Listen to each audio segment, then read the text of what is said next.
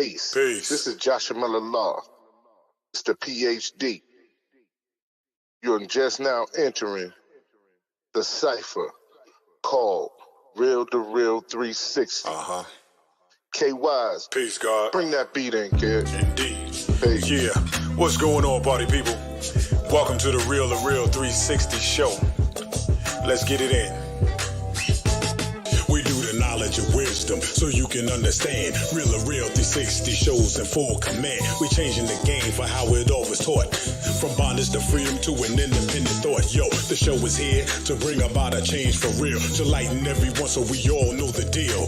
360 degrees is a fact. We created the show to give our love back to our communities so we can know what's going on and give them the support from knowledge to porn. So if you're ready to learn, then it's time to go. Sit back and relax and enjoy your show. Peace. Peace and blessings to Allah's mighty 5% nation of God's and to all the human families of the planet Earth. We give you a love, peace, and happiness. High salute. I am DJ KYs, aka Kato, the Black Superhero. Welcome to the Real2reel360. Well, all I'm gonna say is you've been waiting. We have her. She is golden. She's a beautiful treasure, but we're going to get into her story, her time, and I ain't going to say too much more. Let's get it in. And y'all know how we do before anything goes down. I got to bring on my co-host with the most, none other than my baby brother, Mr. Joshua Allah, a.k.a. Mr. PhD. Am I the meanest? Sure enough. Am I the baddest mofo low down around this time? Sure enough. But who am I? Joshua Law. Who am I? Joshua Law. I can't hear you. Joshua Law, Mr. PhD. Am I the meanest? Sure enough. Am I? Peace, Almighty. What's good? Man, peace and blessings to all that are watching, following, subscribing. Make sure all those share and be ready and prepared because this right here is going to be an impactful show. We always have great guests and we always have individuals who come on who are able to give us information that we can take away from here. But this young lady today, I really don't know how to put it in words. She is actually the daughter of the greatest of all times. Absolutely. You know what I mean? Absolutely. And that man has impacted all of us as a people. And so far, she has taken on some of that with some of the works that she's done. She's a public speaker. She works in the Parkinson, work against Parkinson disease. She's worked in juvenile justice. And she also speaks about the legacy of her dad. I want to give y'all an opportunity to witness and bring on Miss Maryam Ali.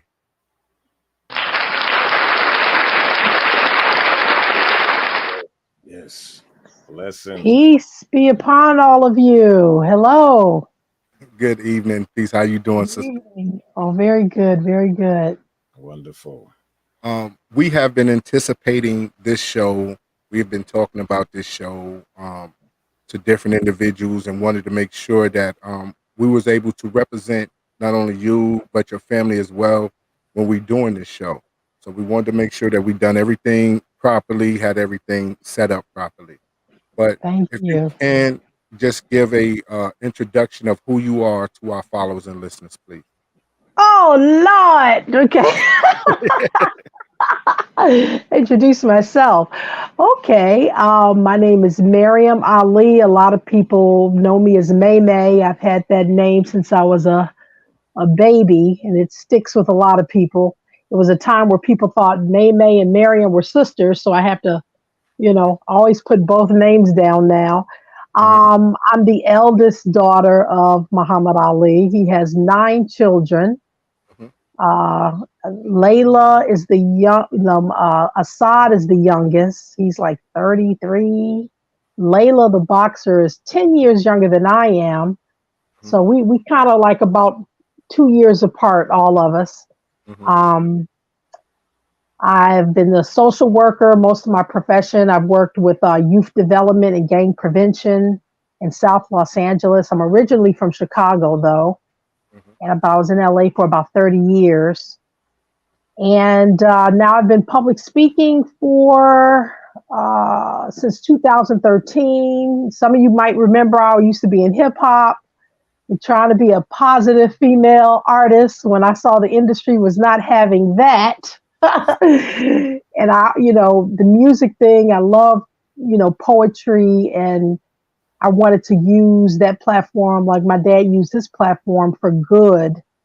And, it just wasn't, there was a lane for the wholesome white country singer girl, but there wasn't a lane for the wholesome Black female rap artist, which is all intentional.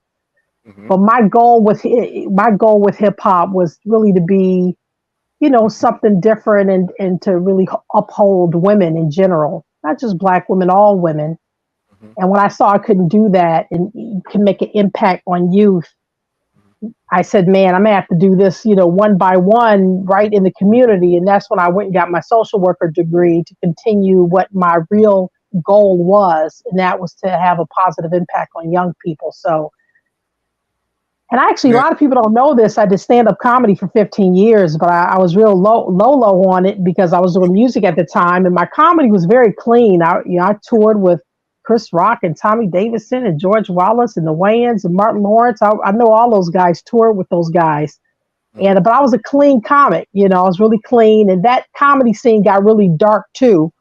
Mhm. So as a Muslim woman, I kind of left the entertainment intentionally because I had to see what is the trajectory of music and comedy, and is there going to be a lane for a Muslim female? And I just didn't see it. And I made the right decision, of course, because stand up and rap got real dark. And I'm talking about in terms of making the big dollars. They just don't promote that with us. You know what I'm Right. saying? So, Mhm. yeah.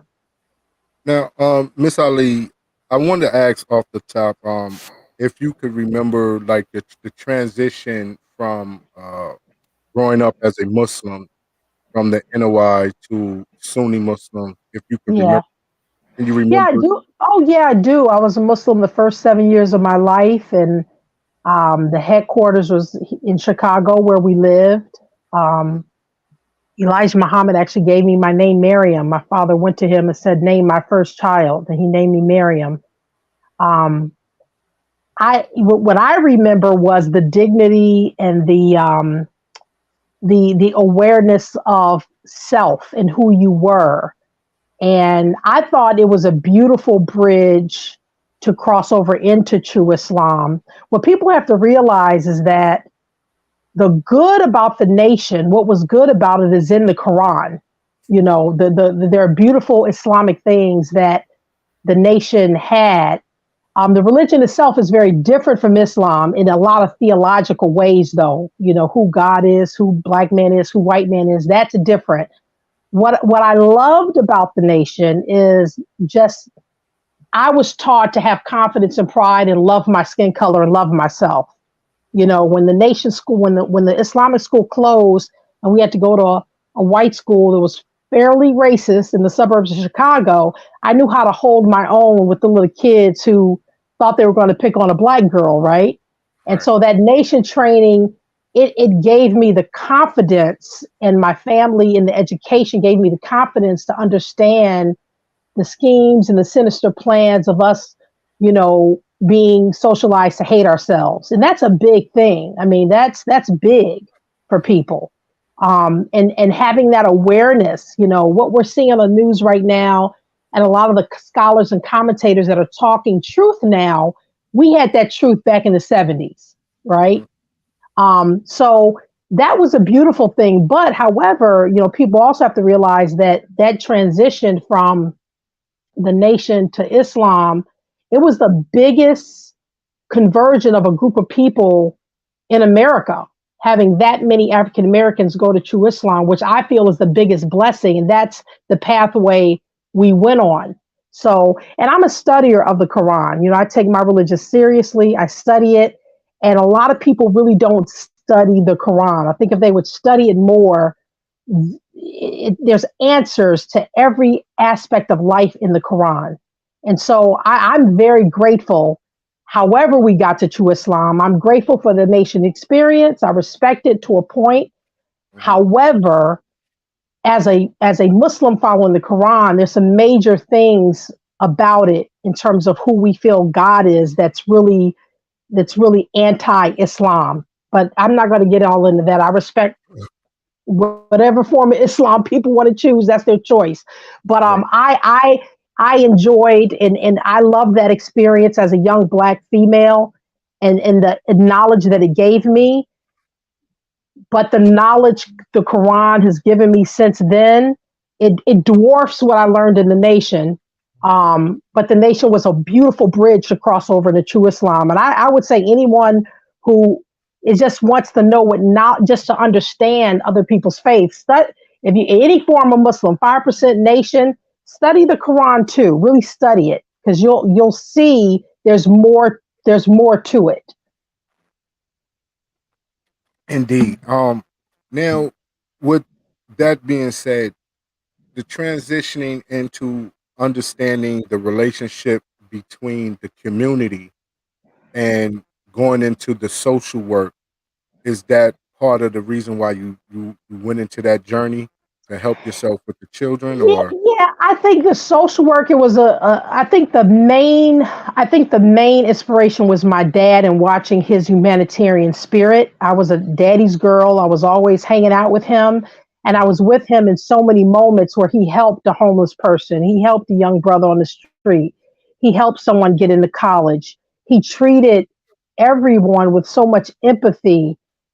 Crowds and crowds of people around him, and he had the ability to really see people as equals. He looked in everyone's eyes and spoke to them with respect. And he just really walked the talk when it came to respecting all people, because I watched him. And every time I was with him, whether it's the White House or down in the deepest of hoods, he respected people. And he really had an affinity towards, young African Americans. And I had a cousin who, Ato Ali, he's actually on my mom's side. And a lot of our family took on the Ali name because when they changed their name from, the government name to the Muslim name, the whole family just took on Ali. So a lot of family on my mother's side took on Ali as well. He got shot around the corner from his house in South side of Chicago at 16. My father went to the funeral. They actually had a gang truce at the funeral because he wasn't in a gang. His friend was, and we went to a party together, and they both got killed. And that, I was already in school, and that made me want to focus in on the young people. But I think my father was the biggest catalyst for why I got into social work. Now, the experience of having Muhammad Ali as a dad and people gravitating to him and looking at him as the icon that he is, the humanitarian that he is. How was that experience for you when you was go around in different communities and people would recognize you as his firstborn? So two things. One, the experience as I'm with him, or the experience in my life being recognized when I'm not with him, or both? Both. Both. Well, my father, he always taught us humility, and that, and everything was from an Islamic lens. My father made sure when he taught us lessons, he would say, this is what Muslims should believe, and this is what we as Muslims should deal with fame and celebrity. It's nothing. People are going to look up to you. They're going to say this, but understand that your real judge is Allah. Subhanahu wa ta'ala. That's your real judge, not people. So don't get all full of yourself because you're my daughter. Don't mistreat people. So when people recognize me, thank you. And that's it. I don't see it anything more than them loving my father, giving that love to me, and that's a blessing. That's it. That's all. That's the only way I see it. I don't see it any other way. I've worked at jobs where they didn't know who I was for like 2 years. I don't tell people who I am. I don't run from it, but I don't Mhm. announce it. I've had friends that say, "Oh, let's just tell him you're Ali's daughter so we can get backstage." Not gonna do that. You know what I'm saying? So I don't live with that consciousness. I'm focused in the present on what my intentional goal is at any given moment. And it's never, I'm Muhammad Ali's daughter. Mhm. It just doesn't. I have family members who are into that, but I don't do that. So Right. and I've had funky remarks. I'm working on a job, and some guy said, "What are you doing here? Why are you working? You're Muhammad Ali's daughter." People say really ignorant things, and I just Mhm. hit them with facts. I'm like, "Look, I'm working like you working. I'm Mhm. living the paycheck to paycheck like you. Why that is none of your business, but this is my job. Chill." You Mhm. know what I'm saying? I'm Right. very direct. I'm very direct with people, and they're like, "Oh." So I don't put on any pretenses. I had one guy said I had this Ford Mustang I had for 15 years, and I'm like, I'm kind of conservative with spending. I'm not crazy. So when I Mhm. have a car and I pay off a car note, I don't care about getting the next car to please my neighbor. So Right. I had my Ford Mustang, and I said I'll get rid of this Mustang when it starts being too expensive to keep up. So I saw this guy, "Oh, you still driving that?" I'm like, "Yep." "You got a car note?" "I don't." So I mean, I just don't. I don't play into all the superficiality and the little. I'll make someone feel stupid if they say something to me like that. You know what I'm saying? Because I'm not a materialistic person. So Right. yeah. Now, you work with the Foundation for Parkinson's disease, and we Well, know that. yeah, I'm like I have supported Parkinson's disease awareness and have been a spokesperson for certain Parkinson's events in New York. I don't work there as an employee, but just lending help to get the awareness out about PD. Now, when your father got diagnosed with that, how was that transition for you and your family to watch your father go through those type of changes with Parkinson's? Yeah. So when my father got Parkinson's, he actually had the symptoms over 5 years before he was diagnosed. At that time in the 80s, a lot was not known about Parkinson's as it is now. It's like Mhm. night and day. So we didn't understand what was going on. He didn't either. Mhm. For a few years, they told him he had Parkinson's syndrome and it wouldn't get worse. But as they're telling him that, the best doctors in the world are telling him that, and it was getting worse.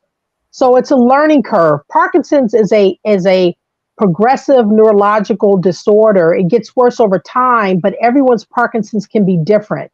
My Mhm. father had a slow progressing Parkinson's. He had it for over 30 years. My people don't realize my dad had Parkinson's for almost as long as his career.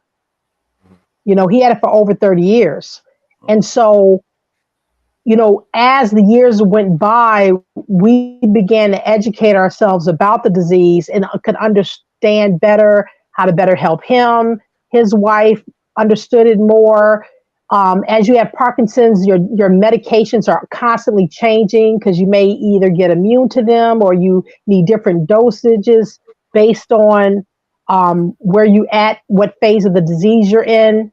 So, however, we handled it well because how my father responded to it.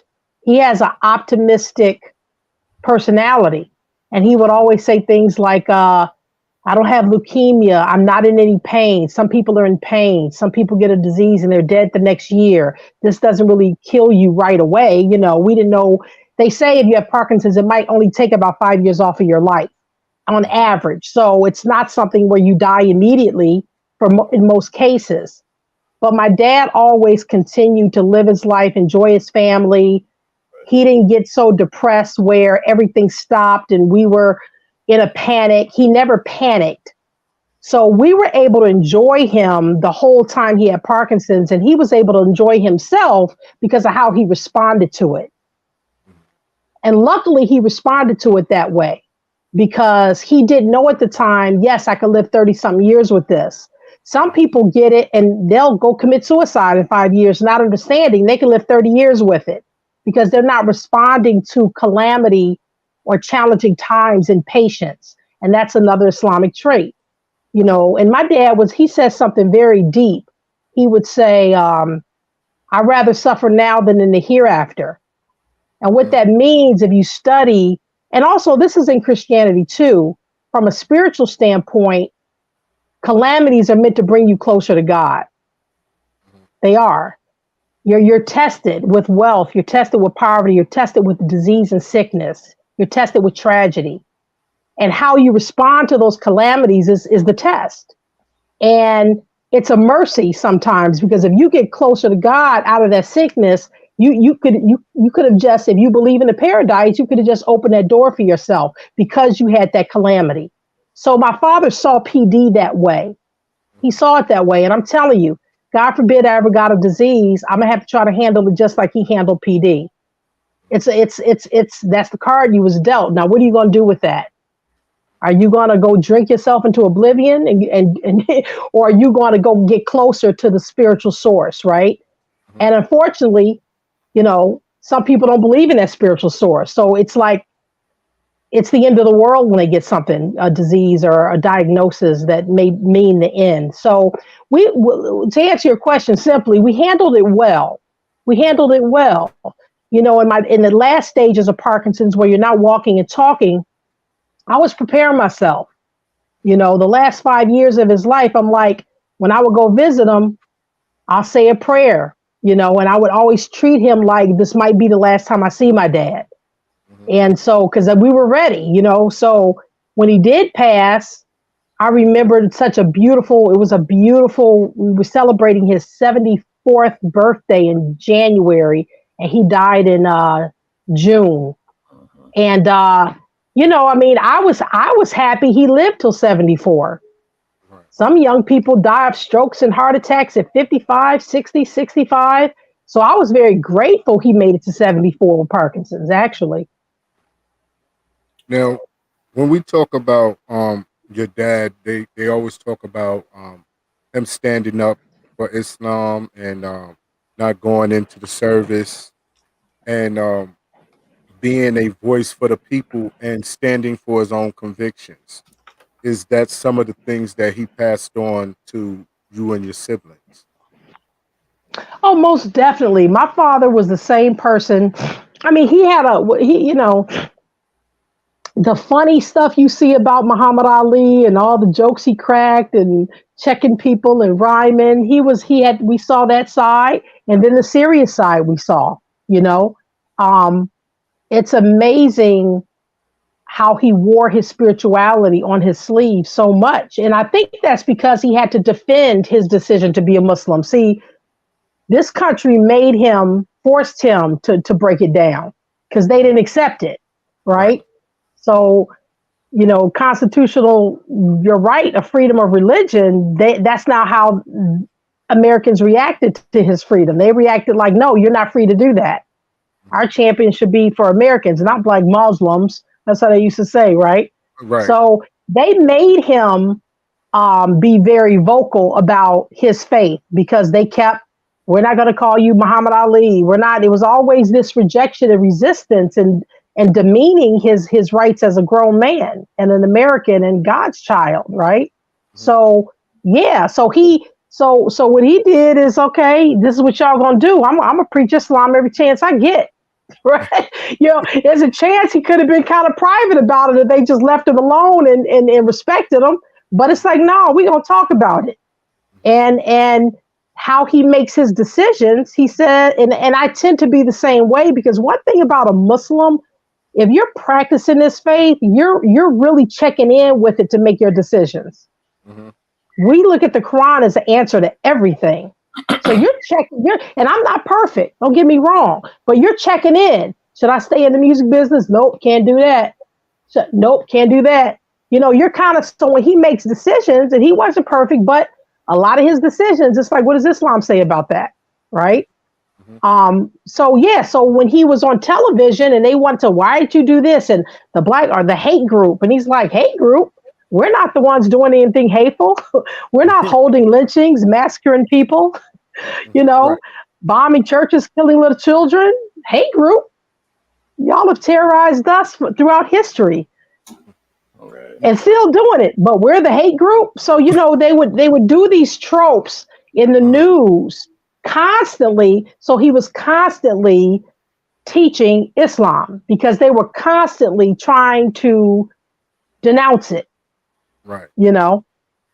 Now, during that period when they stripped him and he was going back and forth with the government, those 3 years, and he held close to his faith. And how was that transition for the family?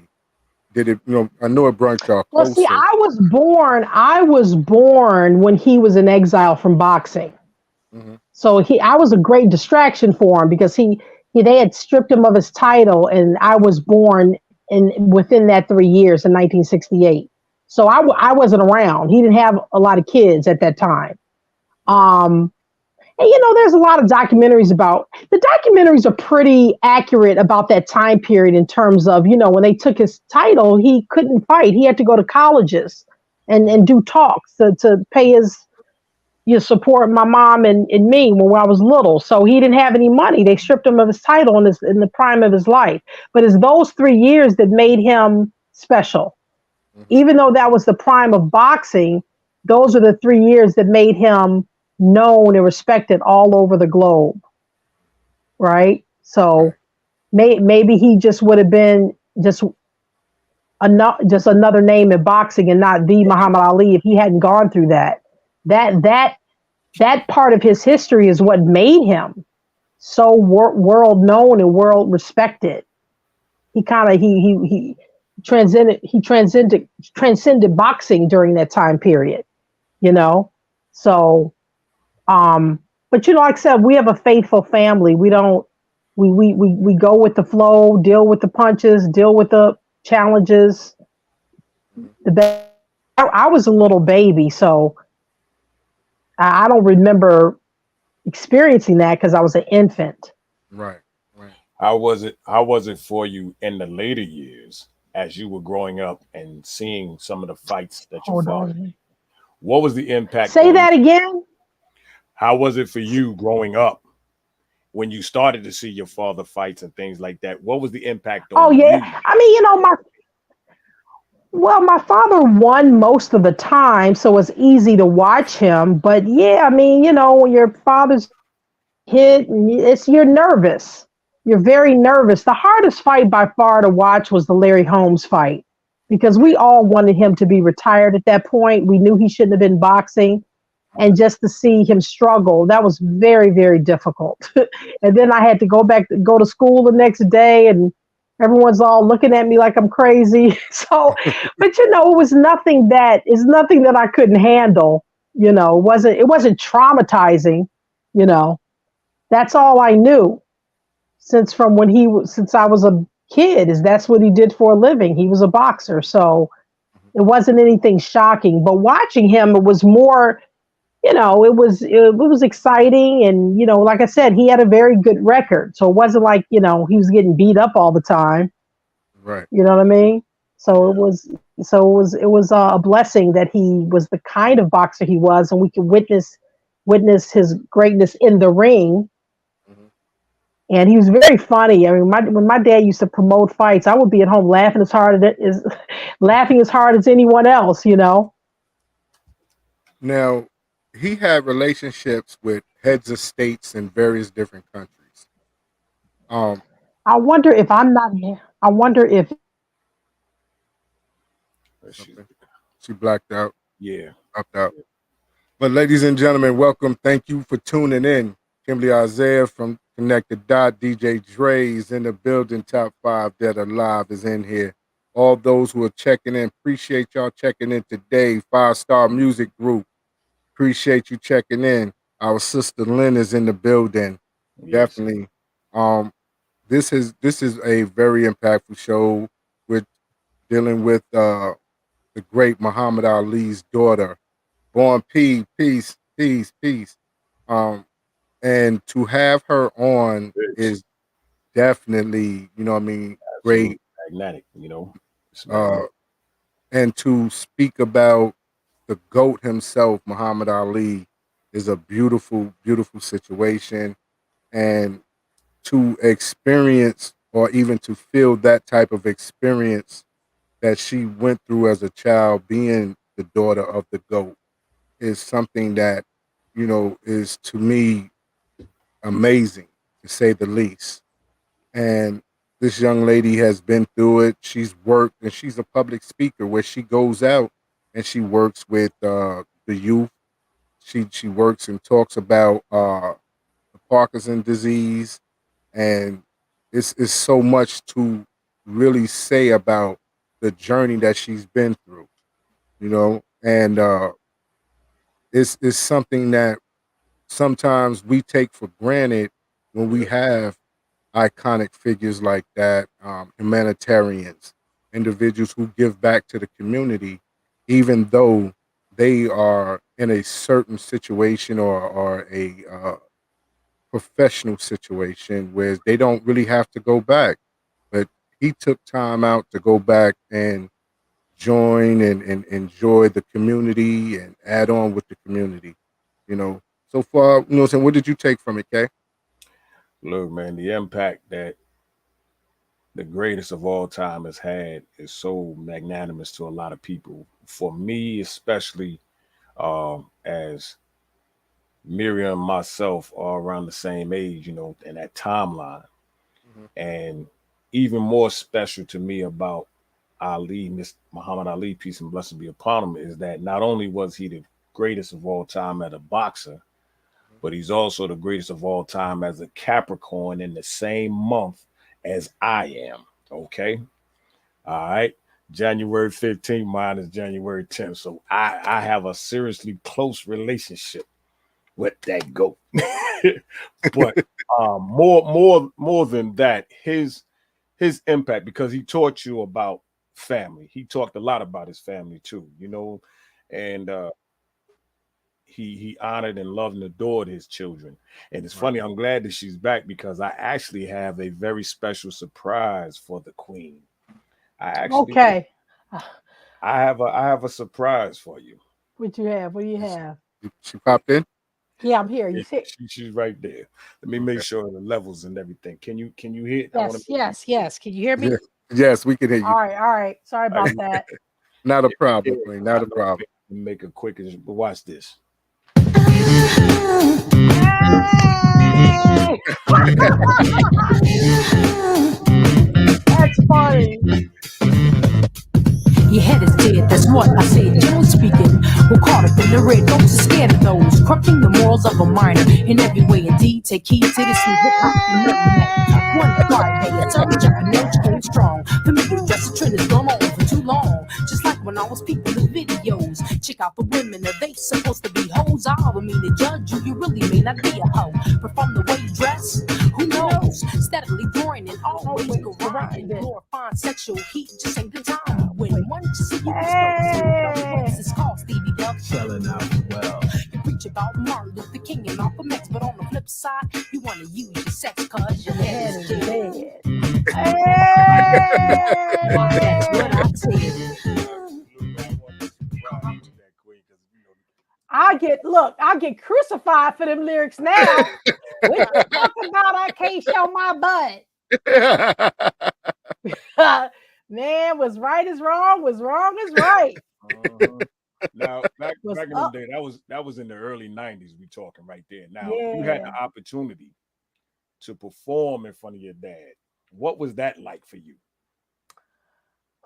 Wow, that was a crazy day because believe it or not, my father, he was always so afraid of us he was afraid of me getting sucked in the darkness of entertainment, right? Uh-huh. And when my father this is so funny, when he went to Islamic countries and he had just got back from Morocco, he was super holy. So he had just got back from Morocco and he acted up at my rehearsal. He was like, my daughter, if he performs, I'm not showing up. She ain't supposed to be dancing. I don't know what he thought I was gonna be wearing. I mean, I was completely covered. I'm like, Daddy, it's gonna be okay. And he saw it and loved it. He was like, oh man. I'm like, man, every time you go to Muslim countries, you come over here tripping. But but I had to fight to get on that. They wanted to give my idea to MC Hammer, and I'm like, oh no, you not. I had to fight to get. They did not let me be on there easily. I was respected at every step of the way trying to do that tribute to him. So it's the Muhammad Ali 50th anniversary special on ABC. One of my dancers put it up on YouTube, and I did a dedication rap about him being the first rap master. And what I did was the last verse, I took some of his rhymes and rhymed with him. So we were going back and forth, like Natalie Cole did with Nat King Cole. Right. But I did it with hip hop, and I just wanted to do it for him. I really wanted to, honor him. And he loved it after he saw it. He just couldn't believe it. Yeah. That was a beautiful job. Yeah. How much of the support did you have with your siblings when you was putting all that? Oh yeah. They were all supportive. We're supportive of each other. Some siblings are closer to others. We all in different states.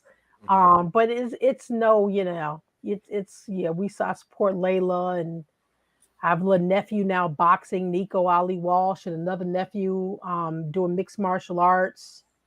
My sister Mia, she works in the hotel industry, So we get along. Like I said, some siblings are just closer than to other siblings. It's 9 of us, so we didn't all grow up together. We were together during the summers visiting my dad, and then that was even limited, maybe only 3 or 2 summers. We all different. Most of a lot of us had different moms. For my mom, is 4 of us. So, but I wish all my siblings well. Yeah. So, what was it about hip hop that made you want to go into that genre of music? Yeah, look, I was like any other kid that loved rap. I was like, but like I said, my whole agenda was to be a role model, to be positive. I'm thinking in this country, why can't all people be represented? But music, television, it's just the default is decadence. That's just what the default is. It's not for every, they're not going to promote everyone equally in entertainment. They're just not. That's why you have alternative networks and gospel networks and all that, because these industries are not going to promote, especially Black women, this wholesome, uplifting version of who a lot of us are, because the goal is to break up not families, not to build them. Right. And so with the disparities we see, let's just say, for instance, women in health, pregnant women, they die at a higher rate in pregnancy because the doctors aren't paying attention to what the Black woman is saying, because it's racism and there's biases there, and she's just a Black woman, right? And 80% of the pregnancy issues are all preventable, but you're not going to listen to the Black woman. She's a Black woman. So there's racism is alive and well. We see it in the disparities. We see it how we're treated.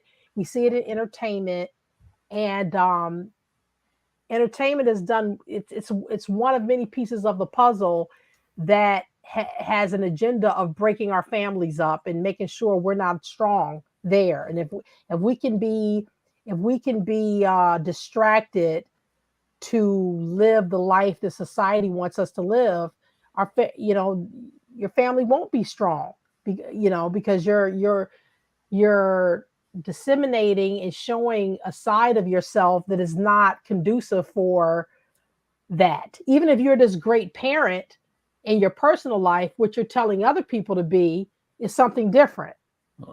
Right? So, and the entertainment industry is not the only thing to blame. They're not the only thing, but they play a large part. They play their part. Absolutely. So Absolutely. I love poetry. I still write poetry. I think I got that from my dad because I love it. I'm working on something now. I can't say what it is. It's a project. And I said, if I ever got back to entertainment, it would be something that I write, and I'm a Black Muslim woman in the piece. And when I'm done with it, I'll tell you guys about it. but it's under my control. It's my writing, and there's poetry pieces in it. And because I've always loved poetry, I really did. It was something that I was naturally good at, and I love the creative process. Probably some of my best moments is like I love being in the studio. I love creating with the producer. I'm an artist, but I also had a passion for social services and human services too. And I withdrew myself from art in many ways because of my faith, but I did it happily.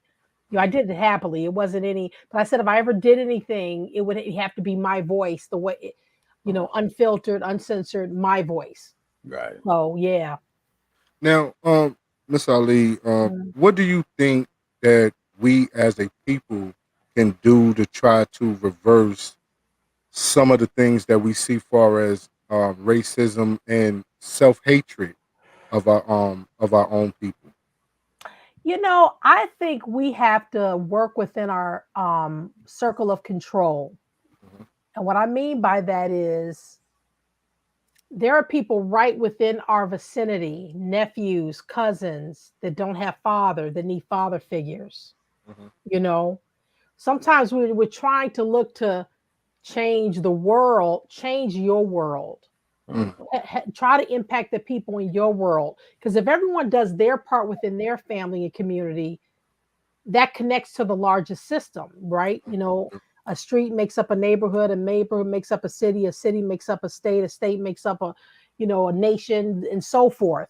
And I think a lot of times we're on this platform to do A, B, and C, but what are we doing right within our own families? mhm, These young boys and sisters that are going astray, they don't have the role models. A lot of them don't have that, or it's not consistent, or it's not enough, right?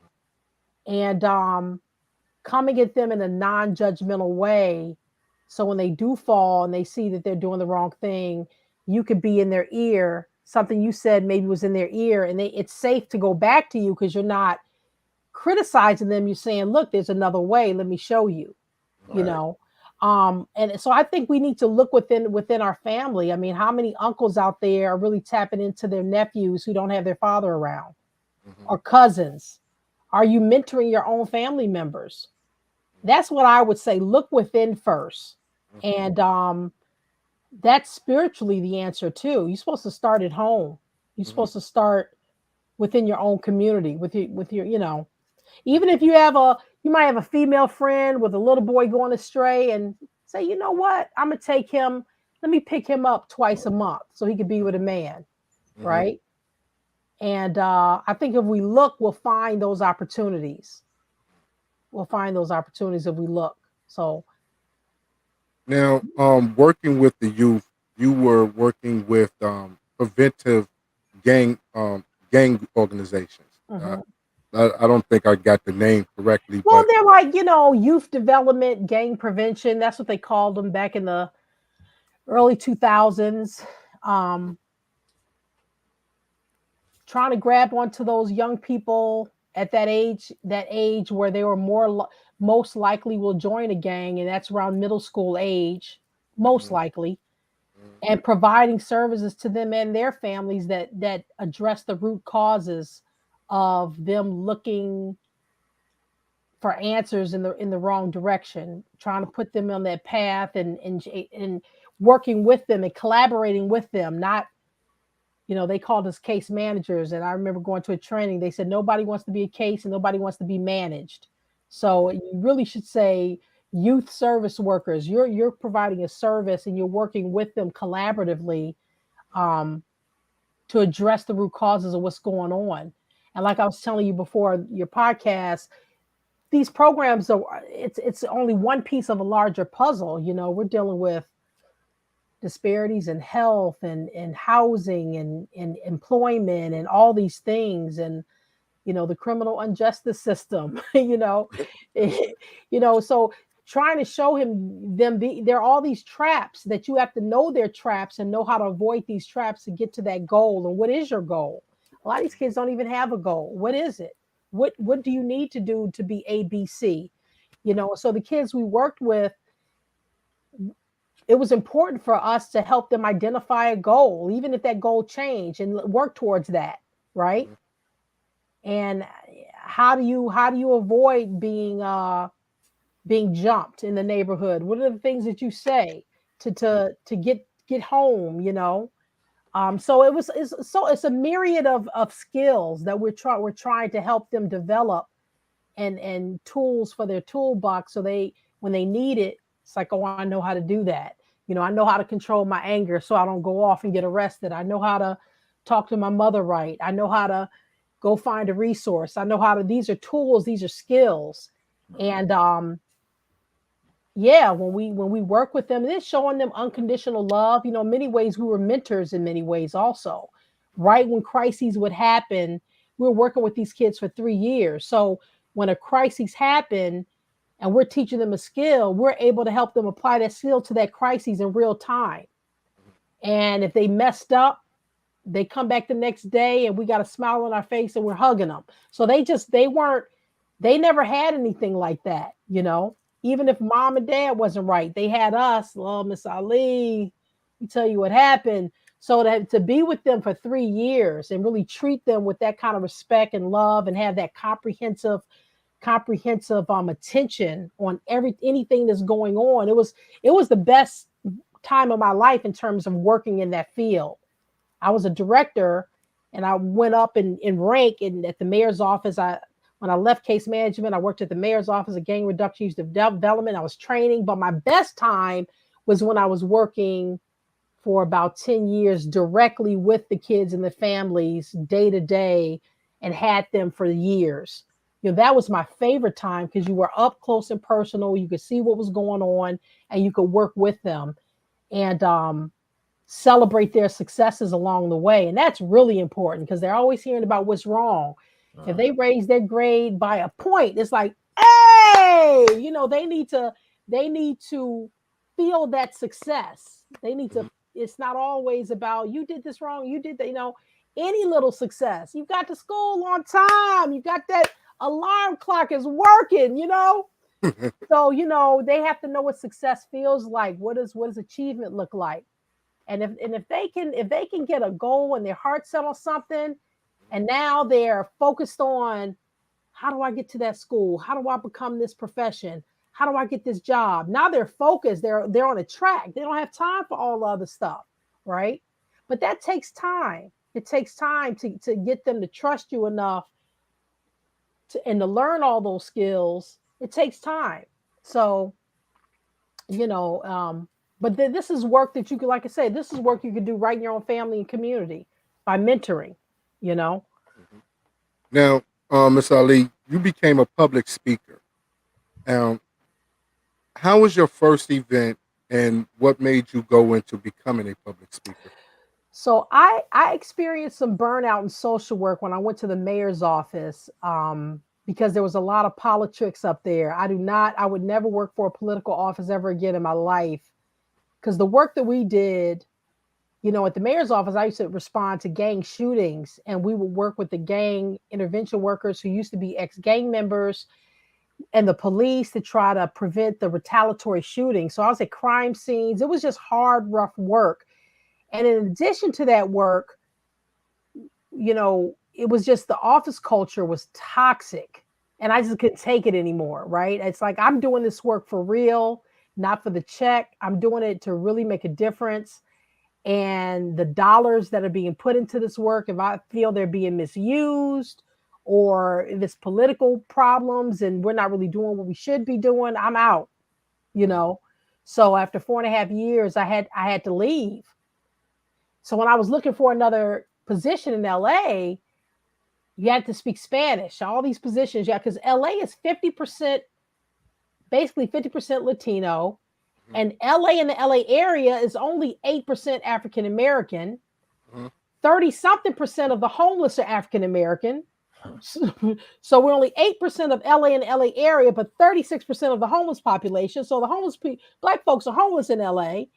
And in all of California, there are only 5% Black people. Always look at the population of where you're at. It's very telling. So when I'm trying to get a position, you have to learn how to speak Spanish. If you're in social services, the social service population speaks Spanish. So I was frustrated with that. And I just says, you know what? I want to talk about my experience in human services. I want to talk about my experiences with young people. And I put up a website. I got a presentation together. I started researching public speaking. And most of my public speaking is for organizations that work with vulnerable populations. It doesn't matter what population, but they're working with people in dire need of assistance.